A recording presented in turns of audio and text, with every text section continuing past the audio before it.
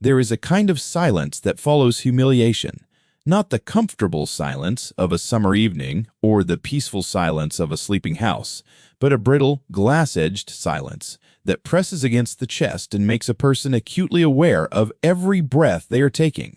Marcus Webb knew that silence well. He had lived inside it for the better part of 3 years, wearing it like a coat he could not take off, folded into the architecture of his days, with a quiet that others mistook for contentment. But on the evening of September 14th, standing in the parking lot of the Harrington Grand Hotel, watching Lydia Carmichael Voss step out of a silver Mercedes with a man who had the jawline of a cologne advertisement and the handshake of someone who had never doubted himself a single day in his life, Marcus understood something with crystalline clarity. The silence was about to end. He had driven to that reunion in his 2009 Honda Civic. The car was silver, or had been. Once before time and weather had negotiated it, down to a chalky gray that suggested silver without committing to it. One of the hubcaps bore a hairline crack from a curb he had encountered during a particularly brutal February 2 years prior. The passenger side window had a tendency to stick in cold weather, which, given that it was late summer, was not a current problem, though it had been, and Marcus knew it would be again. He had considered, briefly, renting something for the evening. A friend had suggested it. "Come on, Webb," Daniel Okafor had said over the phone 3 weeks earlier, when Marcus had confirmed he was actually attending the 15-year reunion of Hartwell Preparatory Academy's class of 2008. "At least spring for something that doesn't look like it's running on prayers and habit." Marcus had laughed, because Daniel always made him laugh. And then he had said he would think about it, and then he had not rented anything at all. He had driven the Civic, not because he could not afford otherwise. That was the thing, the quiet, devastating, wonderful thing that no one in that parking lot, least of all Lydia Carmichael Voss, understood yet. Before we go any further into this evening, I want to ask if you are watching from somewhere with a reunion story of your own. Drop it in the comments, because I have a feeling this community has some extraordinary tales. And if this is your first time here, welcome. The best thing you can do right now is hit that like button and subscribe, because we are just getting started. And what happens inside that hotel is going to change everything. The Hartwell Preparatory Academy class of 2008 had, as a collective, done reasonably well for itself. There were the expected doctors and lawyers, the 3 people who had gone into finance and now spoke exclusively in percentages, an actress who had achieved a modest but genuine career in television, and a small contingent who had married money with a precision that suggested long-term strategic planning rather than romance. Marcus Webb had been by the consensus of those who had known him during those 4 formative years at Hartwell, the one most likely to disappear quietly into adequacy. He had been neither the most brilliant nor the most charismatic. He had been steady, diligent, and possessed of a particular kind of focused intelligence that teachers noted in comments, but that rarely translated into the social currency of adolescence.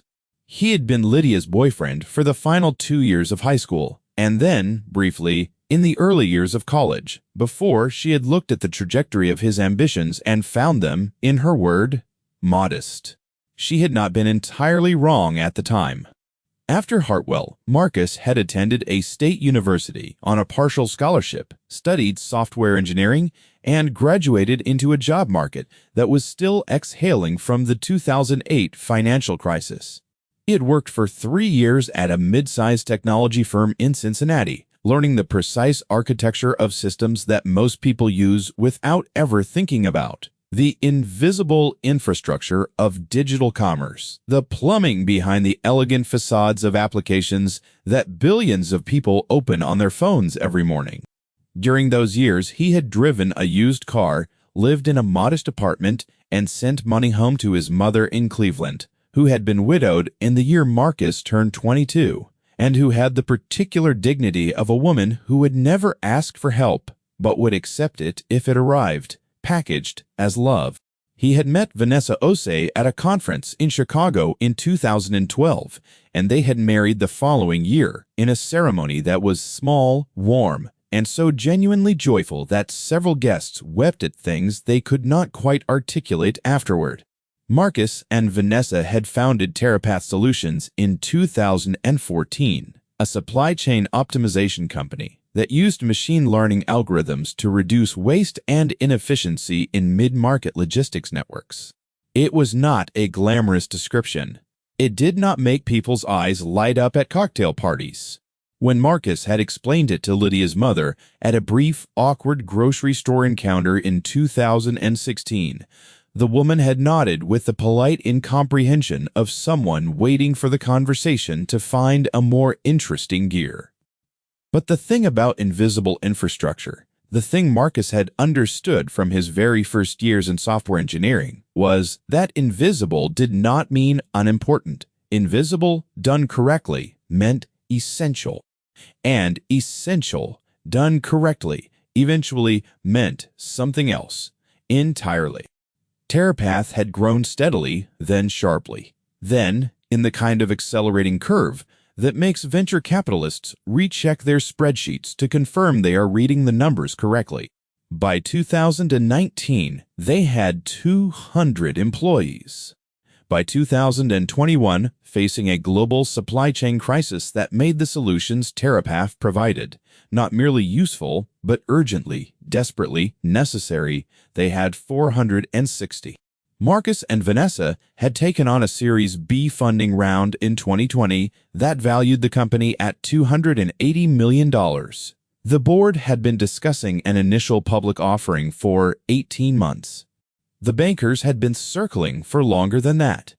On September 7, 2023, exactly 7 days before the Hartwell Preparatory Academy class of 2008 gathered at the Harrington Grand Hotel for their 15-year reunion, TerraPath Solutions, the opening share price had been $42. By the close of the first day, it was trading at $61.14. Marcus Webb, who retained a 28% stake in the company following the IPO, the specifics of which had been negotiated over the course of 9 months with the careful precision of a military campaign, had, on paper, become worth approximately $340 million. The company's total market capitalization at close of day one was just over $1.2 billion. He had driven to the reunion in his 2009 Honda Civic because he had not yet replaced it. He had been somewhat preoccupied. The lobby of the Harrington Grand was exactly what 15 years of accumulated expectation had built it into. A high-ceilinged room of warm marble and strategic lighting, the kind of space that was designed to make people feel that they had arrived somewhere, and therefore that they were someone. The reunion committee had arranged round tables with white linens and small arrangements of ivory flowers, and there was a bar set up along the far wall that was already doing considerable business by the time Marcus checked in and collected his name tag. He pinned the tag to his jacket lapel. The jacket was charcoal gray, well cut, bought 6 months ago from a tailor in Columbus who worked quietly and charged accordingly, and he moved into the room. He saw Lydia within 4 minutes. She had changed in the way that 15 years changes people who have worked at it, refined rather than altered. The angles of her face sharpened by time into something that photographed beautifully. She was wearing a red dress that announced itself with confidence, and she stood at the center of a small constellation of former classmates who were orienting themselves around her with the comfortable habituation of people who have always done so.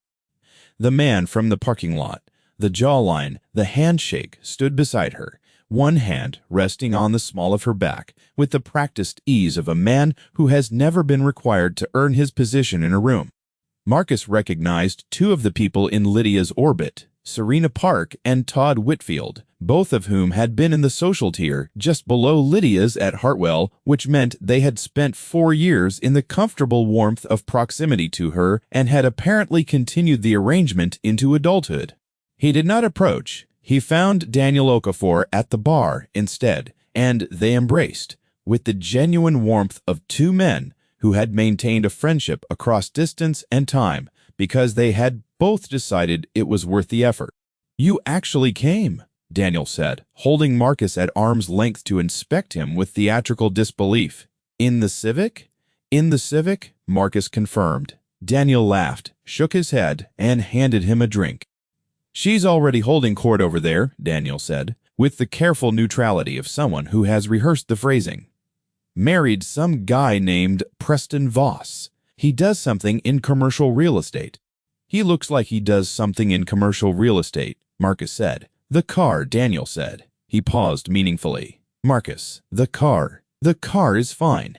"I'm going to pretend I don't know what's happening with you professionally," Daniel said, "because watching you show up in that car might be the single greatest act of intentional restraint I have ever witnessed, and I don't want to diminish it by understanding it too fully." Marcus smiled. It was the kind of smile that carried information. Wah. The first 40 minutes of the reunion passed in the comfortable blur of reintroduction. Names matched to faces across 15 years of change, careers summarized in the efficient shorthand of cocktail conversation, the careful social arithmetic of who had done what and where and with whom. Marcus moved through the room with the easy confidence of a man who had nothing to prove, which is to say he moved through it differently than almost everyone else. It was Serena Park who made the first approach, drifting over with a glass of white wine and the bright, searching eyes of someone gathering intelligence. "Marcus Webb," she said, as though confirming a hypothesis. "You haven't changed at all." "You have," he said, and meant it as a compliment. And from the way she smiled, he could tell she received it as one. They exchanged the usual pleasantries. She was in marketing in Atlanta. She had 2 children. She had followed Terapath. Actually, she said, she had a cousin in logistics who had mentioned the company, and Marcus watched her recalibrate in real time as she connected the Marcus Webb on his name tag with the Terapath she had heard about.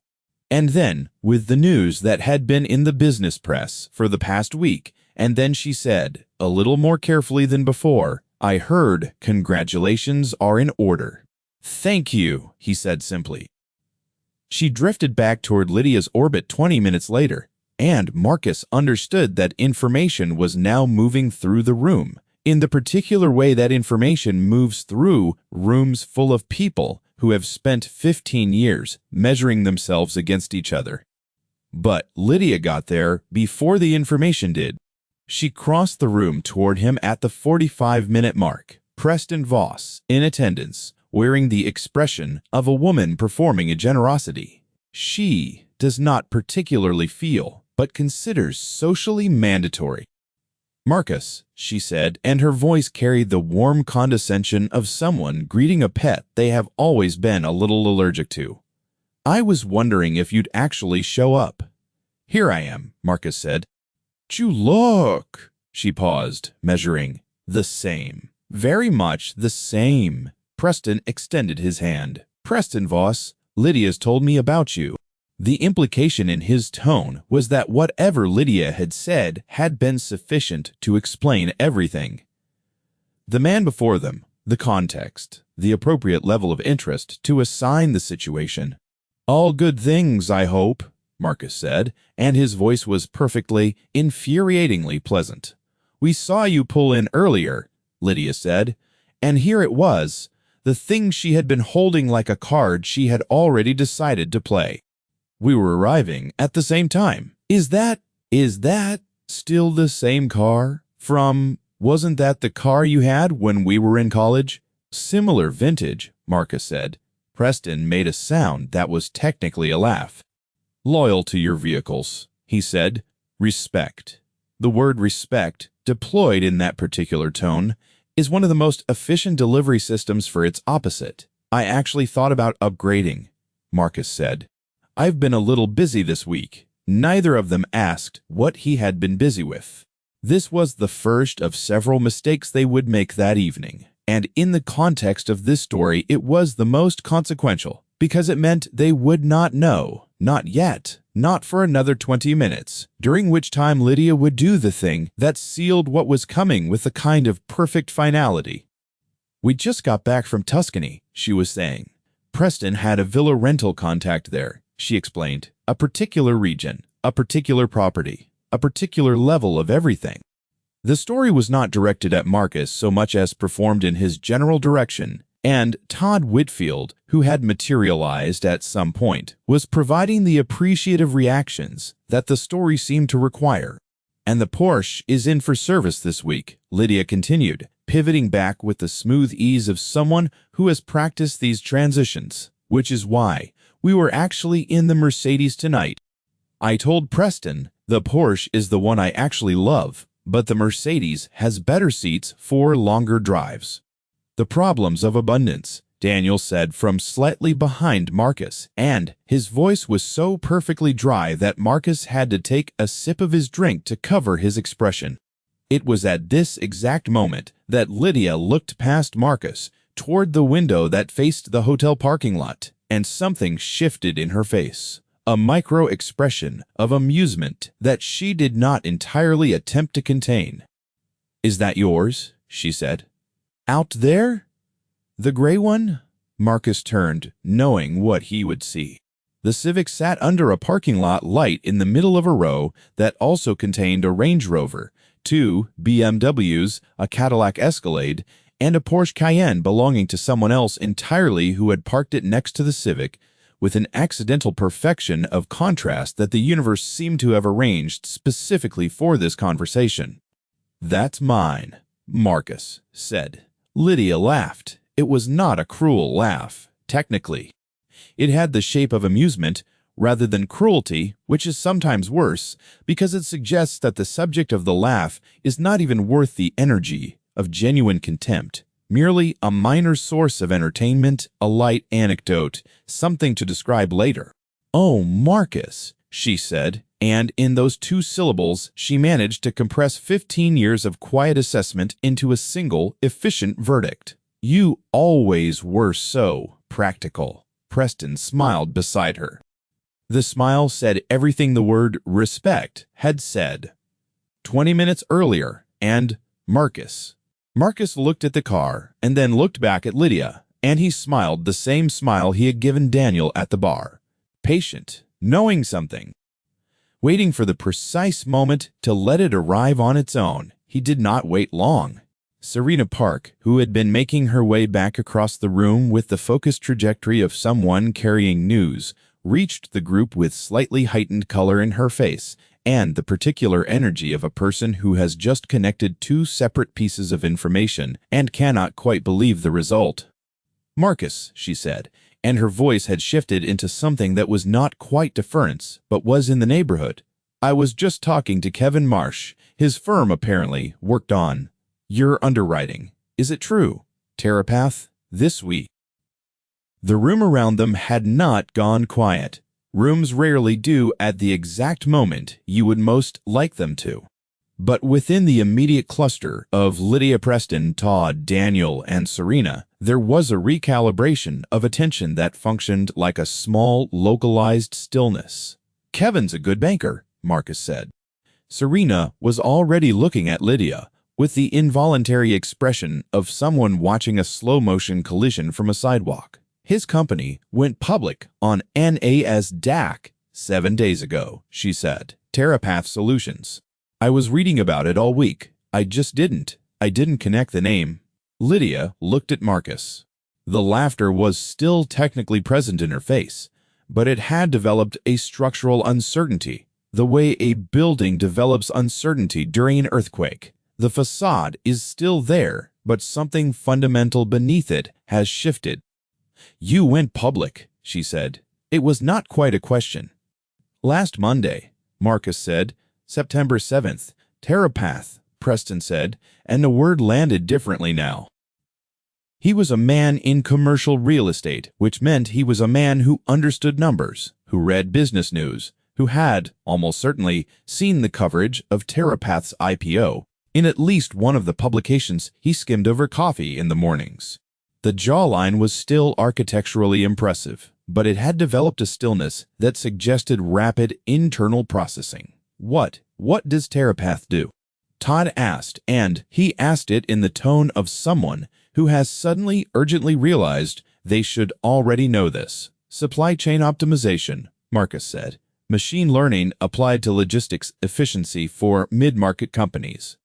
We identified a structural gap in the market about 9 years ago. Most enterprise-level logistics software was built for the Fortune 500, which left a significant segment of the market either overpaying for tools that didn't fit their scale or underinvesting in optimization entirely. He paused. We built the solution for everyone else. The description was so matter-of-fact, so clean and unadorned that it took a moment for the room to absorb it. Lydia was doing something with her wine glass, turning the stem between her fingers with a careful, repetitive motion that suggested she needed something to do with her hands. How did she started and then stopped and then started again? Where is it trading now?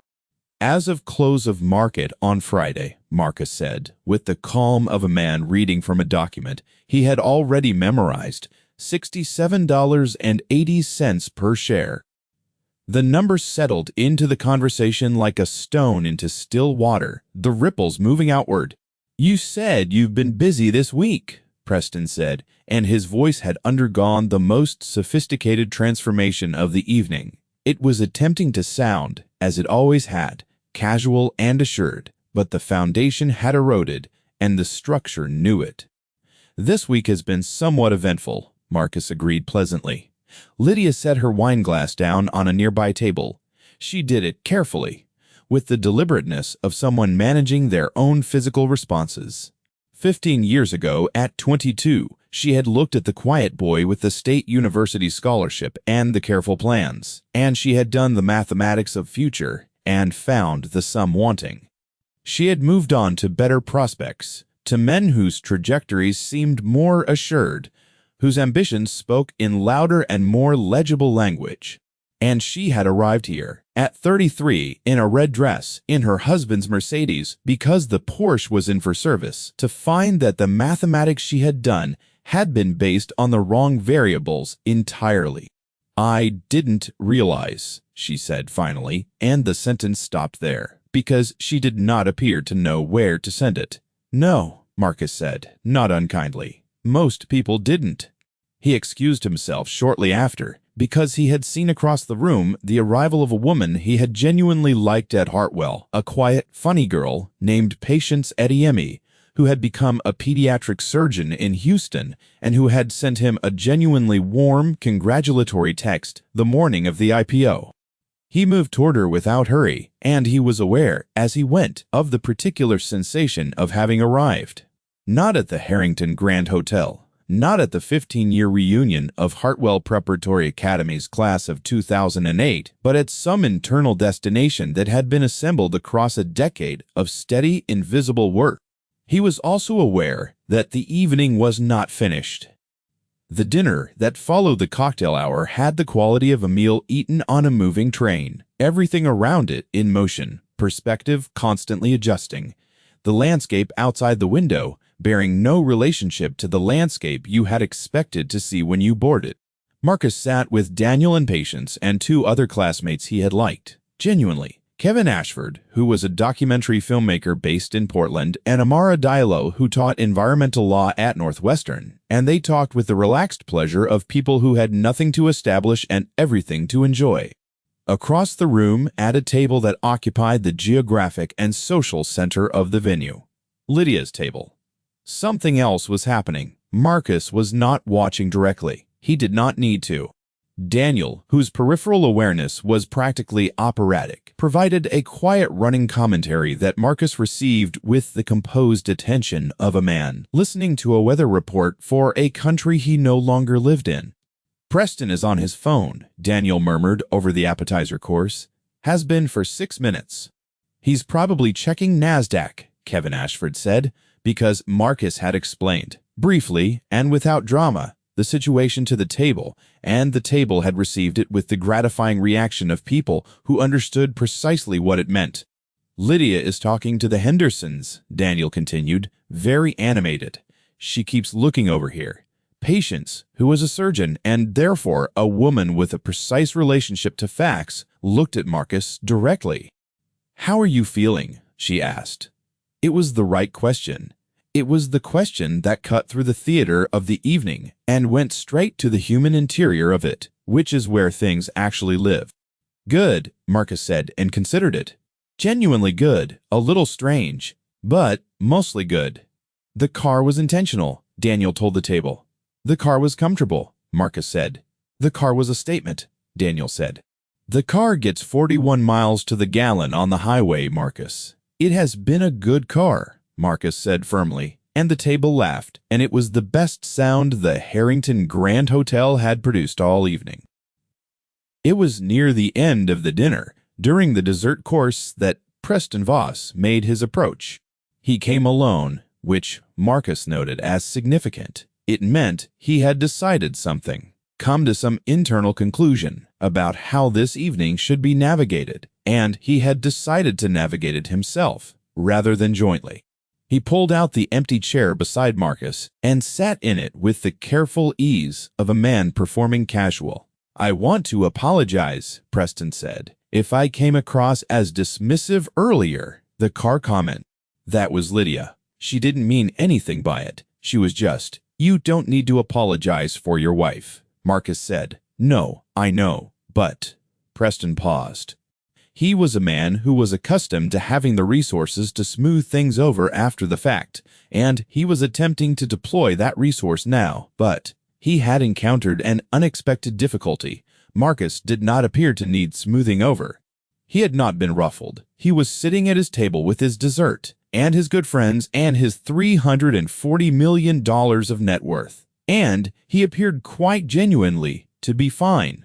"I actually know Terapath," Preston said, shifting his approach. "I've followed the company. My firm uses a competitor, Axiom Logistics, but I've had people look at Terapath for a potential switch. Your optimization model for middle-market carriers is genuinely impressive." "Thank you," Marcus said. "If you were open to it," Preston said, and his voice had now completed its transformation. It was the voice of a man making an overture, not an apology. "I'd love to set up a time to talk. We run about 60 properties at any given time. Our logistics overhead is—" "I have a business development team," Marcus said gently. "I'm happy to connect you with them. They're very good." It was not a dismissal. It was something more precise than that. It was an accurate description of how Marcus now related to the world of business, proposals that arrived at dinner tables. He did not take meetings this way anymore. He had people who did. The fact of having people who did was itself a kind of answer to the evening. Preston nodded. He had understood. "Of course," he said. He stood up. He offered his hand again, and this time the handshake was different. The one from the parking lot had been the handshake of a man who knew his place in a room. This one was the handshake of a man learning his.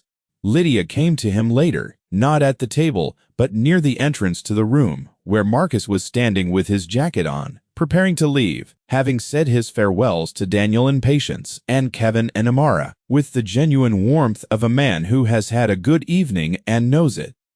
She appeared beside him with the quietness of someone who has been watching for the moment, and for a few seconds neither of them spoke.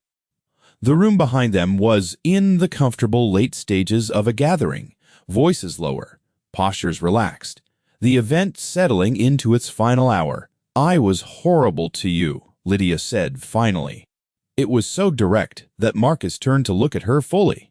She had the expression of someone who has had, over the course of a dinner, the particular uncomfortable experience of watching their own behavior from the outside.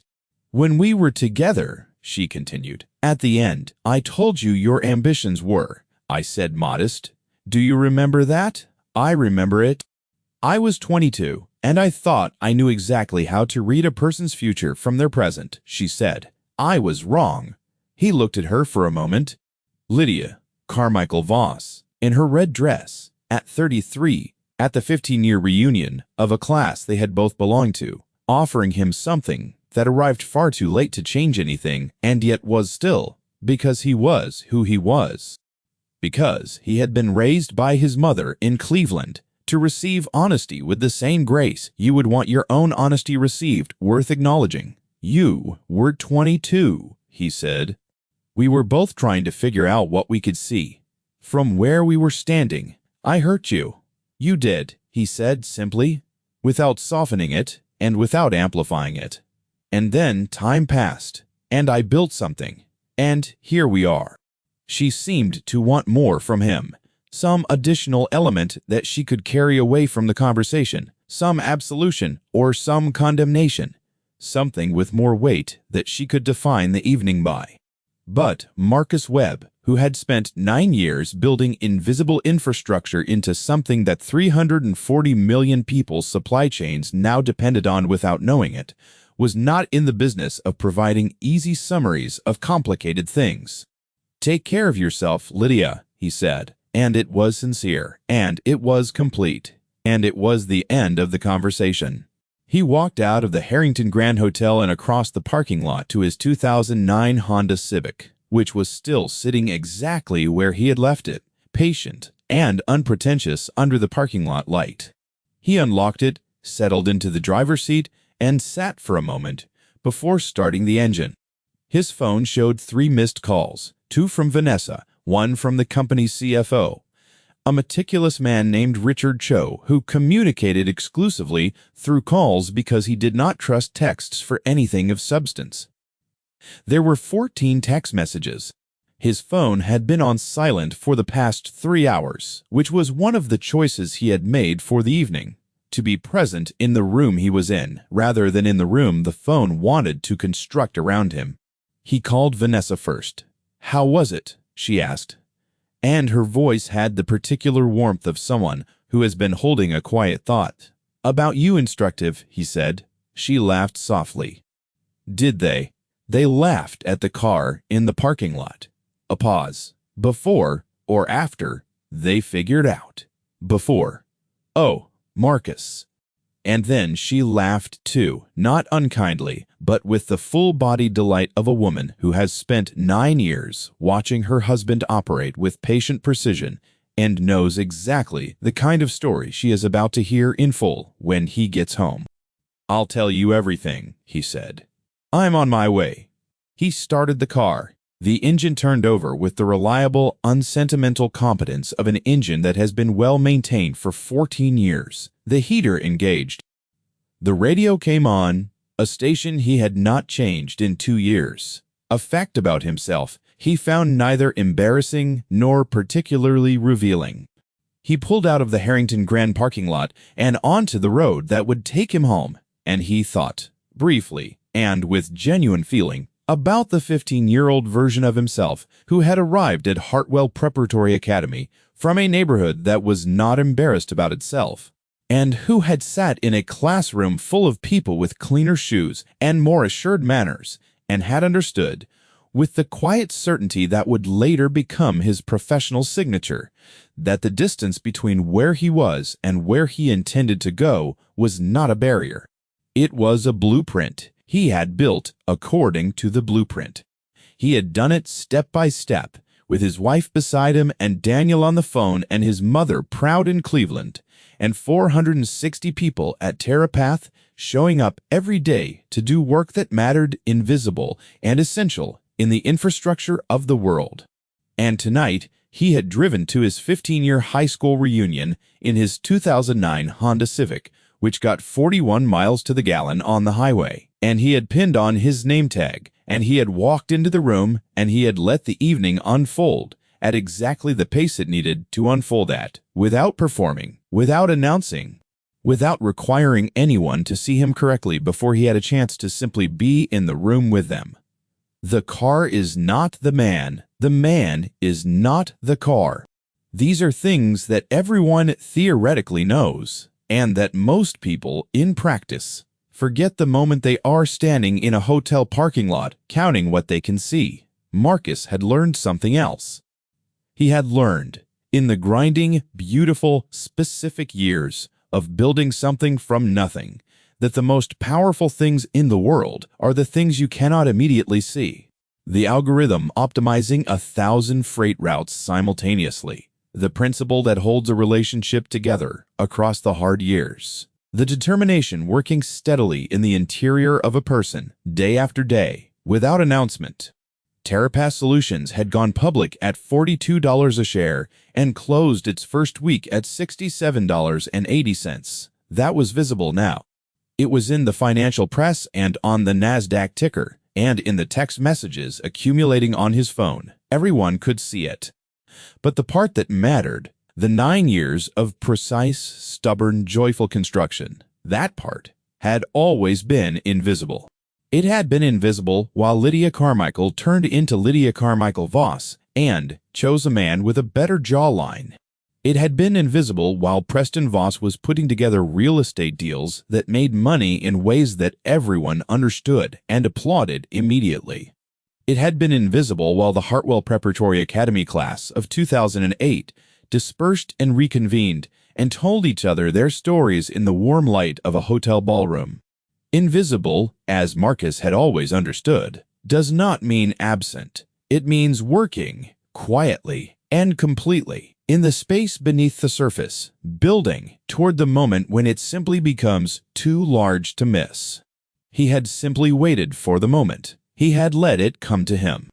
He had driven to it in his 2009 Honda Civic, and he had parked it under a parking lot light between a Range Rover and 2 BMWs, and he had gone inside, and he had been exactly who he was.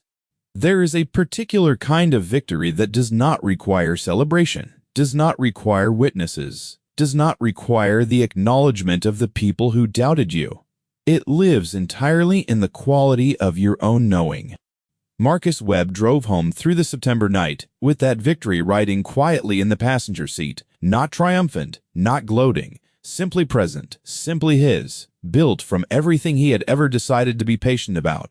3 weeks later, he bought a new car, a Vanessa, approved choice. She had been researching for months, had strong opinions about the sunroof configuration, and was unwavering on the matter of heated seats.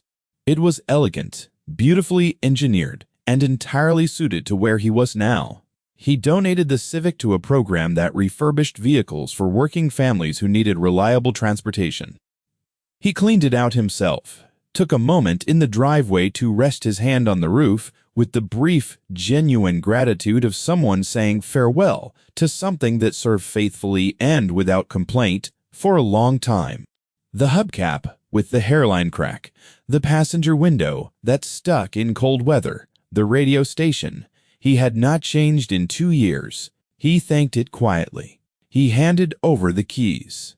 And if you are watching this right now, if you are somewhere in the middle of building something that no one around you can quite see yet, if you are driving the car that prompts the laughs in the parking lots, if you are the quiet one in the room who is doing the work that has not yet become visible, I want you to hear this. The visibility is not the thing. The work is the thing. The intention is the thing. The decision to keep going when the room has not yet figured out who you are, that is the thing. What Marcus Webb built could not have been built by someone who needed the room to know his value before he walked in. It could only have been built by someone who already knew it himself. Where are you watching from today? Tell me in the comments, and if you have your own story about being underestimated, about the long game paying off, I want to read every single one. Hit the like button if this one landed with you, and subscribe so you are here for the next story, because I promise you, the next one is worth your time. We will see you there.